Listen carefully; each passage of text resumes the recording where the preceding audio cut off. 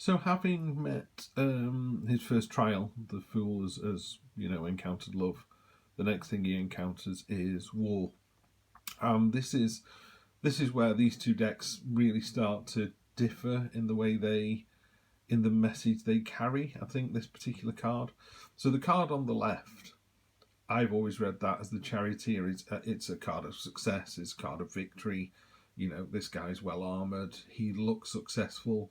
He's either conquered the city or he's coming out of the city that's his. But the interesting thing for me is the two sphinxes down at the bottom, the dark and the light, the yin and the yang. And it's about him controlling those, steering his own path.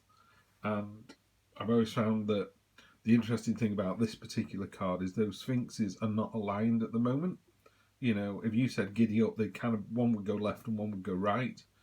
So it's about the control that he's got over his situation. So that's what the Chariot reads to me. You got the four pillars on the Chariot for the elements.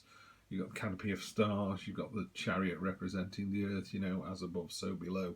So a lot of those messages are recurring in this card that we've already seen, excuse me, previously. So I think it's a great card to me, a card of success and of your own ability to control the situation. Whereas the card on the right shows someone, at rest. You've got the scepter of power, you've got chains of control, but it's not showing me that level of steering almost, driving your own path. It almost looks to me like he's finished. And again, I think in the booklet that's supplied with those, it does talk about, being frozen in time, half reclining in, after an arduous trek, his arms raised in triumph. So there's been this triumph, how far has the victor come, how much left is to do, which I suppose you can take from the card on the left as well.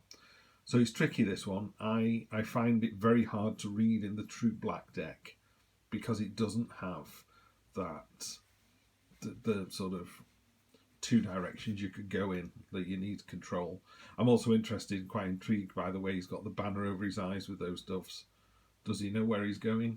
To me that looks like he's stepping off those horns and about to fall into a pool. So it's a tricky one to read, I have to say. I mean, it's a beautiful card. I love it.